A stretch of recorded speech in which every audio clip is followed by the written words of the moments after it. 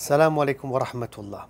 Nous allons aujourd'hui parler de la première révélation qui a eu lieu en islam au prophète sallallahu alayhi wa sallam. Ça se passe dans la grotte de Hira, l'histoire est connue mais je vais revenir dessus rapidement. Et surtout tirer des enseignements spirituels et en même temps contemporains.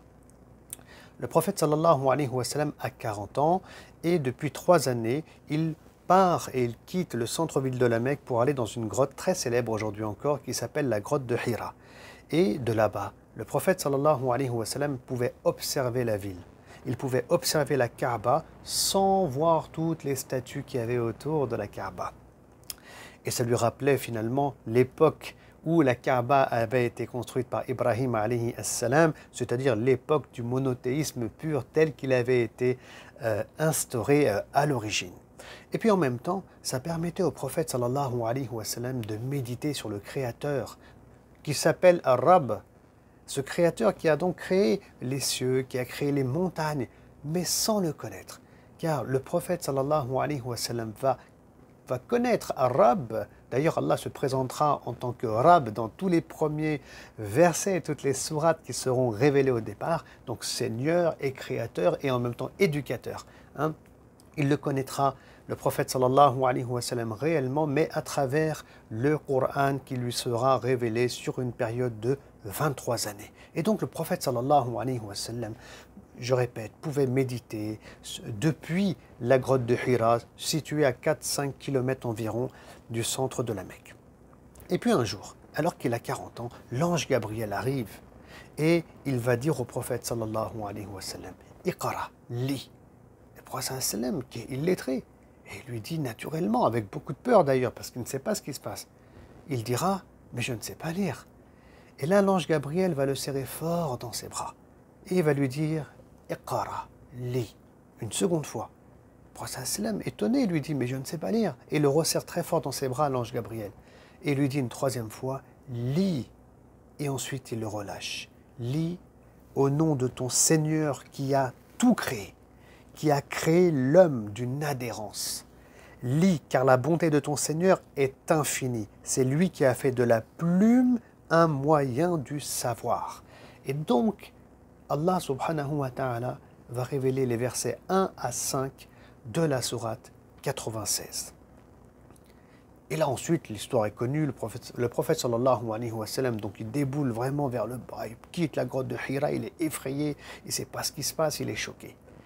D'ailleurs ici, regardez bien, le prophète sallam, il est choqué, on a plein de choses qui nous ont été rapportées, il est dans le doute, il ne sait pas ce qui s'est passé, est-ce que c'est quelque chose de diabolique, est-ce qu'il est devenu fou, il s'interroge. Autant de preuves qui montrent ici qu'il est un prophète, Mohammed sallallahu alayhi wa sallam, et que ce n'est pas des histoires qu'il a apprises à la Mecque ou dans la péninsule arabique, sinon jamais il aurait été autant choqué parce qu'il ne sait absolument pas ce qui se passe. Mais revenons à l'histoire et tirons des enseignements. Allah subhanahu wa ta'ala, il lui dit donc, Allah il révèle ce verset, Iqra. Et ensuite l'ange Gabriel, il va le serrer fort dans ses bras quand le prophète il lui dit qu'il ne sait pas lire. Mais pourquoi il le serre fort dans ses bras? Et ça c'est une question qu'on peut soulever ici. Alors il y a plusieurs théories qui ont été avancées par nos savants. Une des théories, et qui est la plus simple, en termes d'explication, et là on est dans l'ijtihad bien entendu, c'est que si Jibril alayhi salam serre fort le prophète sallallahu alayhi wa sallam dans ses bras, c'est pour qu'il comprenne que ce n'est pas un rêve, ce n'est pas une hallucination, et que ce qu'il vit c'est une réalité. Et la preuve, physiquement, il se sent compressé par quelque chose qui est en face de lui. Mais la deuxième interprétation aussi qui est très connue, et à mon sens très importante, c'est que l'ange Gabriel, en le serrant fort dans ses bras, est en train de lui transmettre une force qui va lui permettre de lire le Coran. Alors comment ça, une force qui va lui permettre de lire le Coran? Parce que l'ange Gabriel, il a un travail bien spécifique. Jibril alayhi salam, c'est l'ange des prophètes et des messagers. Lui, il est l'intermédiaire entre Allah subhanahu wa ta'ala et ses prophètes et ses messagers. Donc il a un rôle, c'est de transmettre le message de Dieu. Ensuite, les prophètes et les messagers transmettent ce message d'Allah subhanahu wa ta'ala. Et le prophète sallallahu alayhi wa sallam, lui, il ne sait pas lire et il ne sait pas écrire. Donc quand il reçoit le Coran, c'est pas comme vous et moi quand on apprend le Coran, on le lit, on le répète et on l'apprend par cœur et après on l'oublie d'ailleurs. Ça n'a rien à voir avec le prophète sallallahu alayhi wa sallam. Lui, quand il reçoit le Coran, c'est pas seulement au niveau du mental, mais c'est au niveau de l'âme aussi, c'est au niveau du cœur aussi. C'est-à-dire que le prophète sallallahu alayhi wa sallam, comment dire, le Coran va intégrer, j'ai envie de dire, son âme, sa chair même. C'est quelque chose d'exceptionnel qu'il vivait. Vous savez, le prophète sallallahu alayhi wa sallam, quand il recevait la révélation et qu'il était sur un animal, l'animal, il n'avançait plus. Le Coran avait un poids carrément qui était physique. Et quand le prophète sallam recevait la révélation et qu'il était chez lui, par exemple, il s'allongeait par terre. Il suait, c'était dur à réceptionner car ça va s'intégrer en lui, dans son cœur, dans son âme, ça va être gravé en lui, le prophète sallallahu alayhi wa sallam. D'ailleurs, pour l'anecdote, le seul moment où le prophète sallallahu alayhi wa sallam, enfin le seul animal, pardon, sur lequel il était, et cet animal, lui, continuait à avancer alors que la révélation était faite au prophète sallallahu alayhi wa sallam, c'était sa chamelle qaswa. Elle arrivait à supporter le poids de la révélation. Et donc, c'est pour ça que le prophète sallallahu alayhi wa sallam n'oubliait pas le Coran. Et c'est d'ailleurs un des sens du verset lorsque Allah il dit « Sanuqari'uka fala tansa » on va te lire le Coran, c'est-à-dire te le transmettre, te le révéler, et tu n'oublieras pas. C'est-à-dire qu'il sera tellement gravé en toi que tu ne vas pas l'oublier. Et donc cette force, il la reçoit, ça aussi c'est une hypothèse, de l'ange Gabriel quand il va le serrer fort dans ses bras, et il en est capable. C'est un ange puissant et fort qui joue pleinement son rôle en lui transmettant cette force. Qui fera qu'il n'oubliera pas. Parce que le prophète sallallahu alayhi wa sallam, il est fait de chair, de sang, il est né d'un papa et d'une maman, et donc il est absolument comme nous. C'est-à-dire dans le sens où il est comme un être humain. Voilà, donc quand il lui dit « Iqra li », l'ange Gabriel, et ben, le prophète sallallahu alayhi wa sallam, il est censé capter cette révélation. Il est censé voir quelque chose, mais il ne voit rien. Et donc c'est comme, si vous voulez, une forme de réglage qu'il est en train de faire Jibril alayhi salam, en lui donnant cette force, cette lumière qui va lui permettre de voir le Coran. D'ailleurs, le prophète aussi, sallallahu alayhi wa sallam, vous savez, de son vivant, il avait des scribes. Il a eu plus de 30 scribes qui écrivaient les versets du Coran qui lui étaient révélés au prophète, donc, sallallahu alayhi wa sallam. Et donc, le prophète sallam ne savait pas lire et écrire. Mais quand ces scribes qui écrivaient le Coran, ils se trompaient, et bien là, il était dans la capacité de les corriger. Car quand il recevait la révélation dans la grotte, comment dire, dans la vie de tous les jours, pardon, le prophète sallallahu alayhi wa sallam, c'était gravé en lui à un point où il était capable de déchiffrer. Mais que pour le Coran, pas pour les écritures liées au commerce ou autres. Et donc, ça c'est un point qui est très important, qui nous montre que quand le prophète sallallahu alayhi wa sallam reçoit le Coran, c'est pas comme les autres. Et puis enfin, le premier mot qui est révélé, il est important. Iqra. Iqra. Subhanallah. Lis. C'est très symbolique. Le premier mot révélé par Allah subhanahu wa ta'ala, je dis même pas le premier verset, je dis même pas la première sourate. Le premier mot, c'est lis. Iqra. Comme si Allah subhanahu wa ta'ala, il était en train de nous dire que si vous voulez vous rapprocher de moi, si vous voulez devenir de vrais croyants, de bons croyants, eh bien, il va falloir iqra, lire, c'est-à-dire apprendre, c'est-à-dire s'éduquer à travers donc le savoir. D'ailleurs, Allah, dans ses 5 premiers versets, il dit aussi « Alladhi allama bil qalam » Alladhi allama, c'est-à-dire qui a enseigné. Donc il y a la notion d'enseignement ici. Bil qalam, par la plume. Il y a la notion d'écriture avec la plume. Au début, c'était iqra, lis.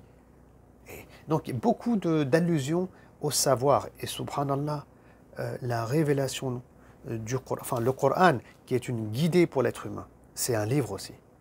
Et donc, le savoir est quelque chose de très important dans notre religion. Et un musulman, d'accord, qui prétend être quelqu'un de bien, qui prétend être un bon croyant, qui prétend faire le bien sur terre, il doit lire le Coran au minimum. Et il doit tendre vers le savoir. Et d'ailleurs, c'est comme ça aussi qu'on apprend que finalement, un des problèmes de l'humanité, et puis ça, tout le monde est d'accord pour le dire, musulman ou non, c'est l'ignorance. C'est l'ignorance qui va provoquer la haine, c'est l'ignorance qui provoque le terrorisme et les assassinats, les meurtres, des génocides, et je passe, le racisme et tout ce que vous voulez. Donc, le savoir donc, est une arme pour les gens de bien. Une arme pour les gens de bien. Et c'est ça l'islam. C'est-à-dire que c'est sur ce principe fondamental révélé dès le départ que l'islam, sur cette souche d'arbre, que l'islam va naître, aura des branches, des feuilles, des fruits aussi. Et donc, sachez que le prophète sallallahu alayhi wa sallam va faire beaucoup la promotion du savoir à son époque. Les Arabes étaient majoritairement illettrés et il arrivera en temps de guerre qu'il y ait des prisonniers et le prophète sallallahu alayhi wa sallam, s'ils n'ont pas les moyens de se libérer, il leur dira, écoutez, vous apprenez, vous enseignez la lecture et l'écriture à 10 enfants de Médine et vous êtes libres. C'est-à-dire qu'à son niveau à lui, le prophète sallallahu alayhi wa sallam, déjà à son époque, il met en place des dynamiques pour que les jeunes, les plus jeunes donc, apprennent la lecture et l'écriture. Donc il y a énormément de dynamiques qui vont dans ce sens. Pourtant, c'est une communauté de l'oral. À l'époque du prophète sallallahu alayhi wa sallam, c'est une communauté de l'oral. Mais avec ces dynamiques qui sont mises en place, très rapidement on va passer à l'écrit.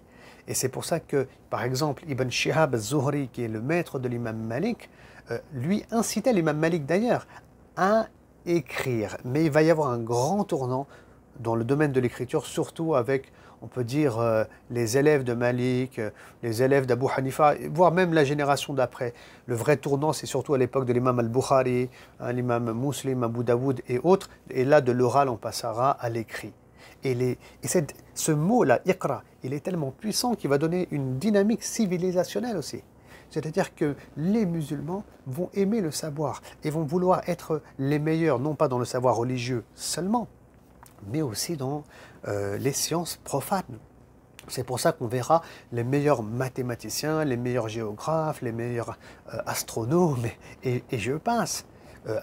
Et les meilleurs médecins aussi, comme Abu Bakr al-Razi et son traité de variole. Donc on sera les meilleurs finalement, on sera une élite.